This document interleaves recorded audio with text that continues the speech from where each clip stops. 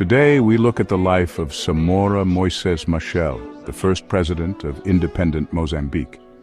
A dedicated Marxist-Leninist, he led the country from its independence in 1975 until his tragic death in a plane crash in 1986. This is his story.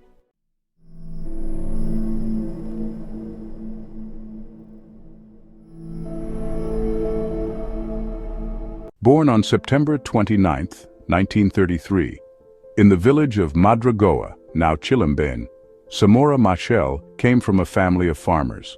His grandfather had collaborated with Gungun Hana, the last emperor of the Gaza Empire.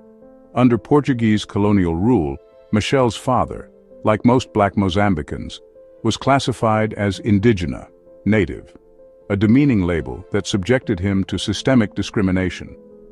Black farmers like his father were compelled to sell their crops at unfairly low prices compared to their white counterparts. Moreover, colonial laws forbade branding livestock with personal marks, leaving them vulnerable to theft. For his early education, Machel attended a mission school in Madragoa before transferring in 1942 to a Catholic school in Zongwene, Gaza province. However, these schools did not offer any further studies as they concentrated on indoctrinating pupils in the Portuguese language and culture. In 1954, Machel began nursing studies in Lourenço Marques, modern-day Maputo, Mozambique's capital, where he saw the inequalities of the colonial healthcare system. At the hospital, Machel protested against the discriminatory pay practices that saw black nurses earning significantly less than their white counterparts for the same work. His activism caught the attention of the colonial authorities, who later warned Machel that the Portuguese secret police, PID, were monitoring him. By 1963, Machel fled Mozambique to escape Portuguese political police.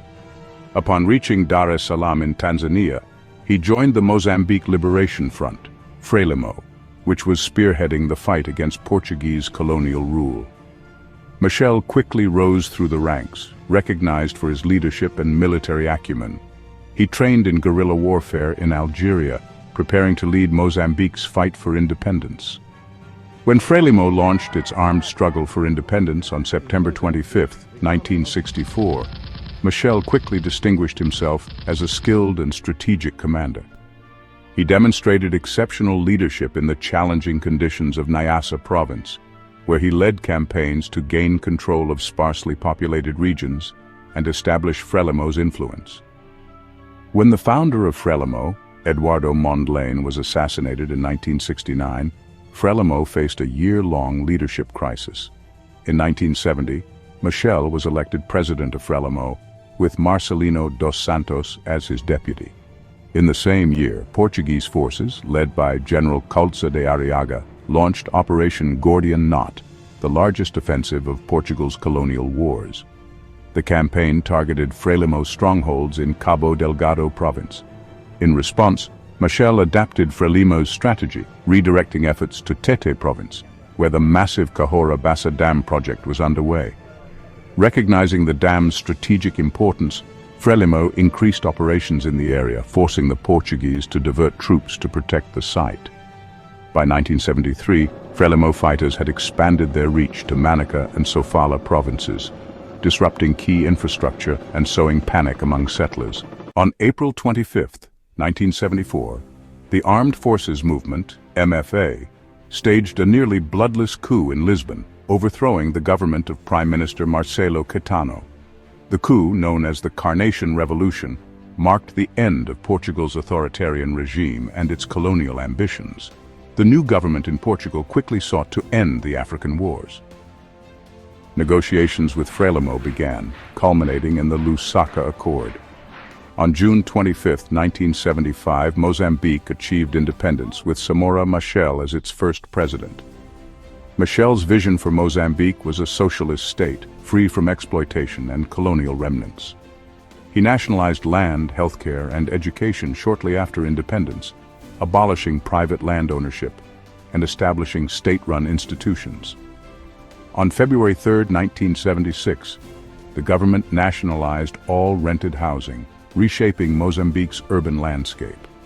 However, Mozambique's path was fraught with challenges. The country faced hostility from apartheid South Africa and Ian Smith's Rhodesia, which supported an armed rebellion led by FRELIMO. This civil war devastated Mozambique, with FRELIMO backed by South African arms and resources. Despite the challenges, Machel played a significant role in regional politics. He supported Zimbabwe's liberation movements and worked to end white minority rule in Rhodesia. His efforts contributed to the Lancaster House Agreement and Zimbabwe's independence in 1980. Machel's government introduced controversial re-education centers for petty criminals and political opponents, aiming to enforce social discipline and moral standards. These centers faced criticism for their harsh conditions, with many detainees dying from starvation and mistreatment. On the 19th of October 1986, Samora Machel died in a plane crash near Mbuzini, South Africa. The official investigation attributed the crash to pilot error, but alternative theories suggest sabotage involving a decoy radio beacon. To this day, the exact circumstances remain a subject of debate. Samora Machel's legacy as a revolutionary and visionary leader endures. Despite the challenges and controversies of his presidency, he remains a symbol of Mozambique's struggle for independence and its aspirations for a just and equitable society. Stay curious, stay informed, stay tuned to Era Shapers.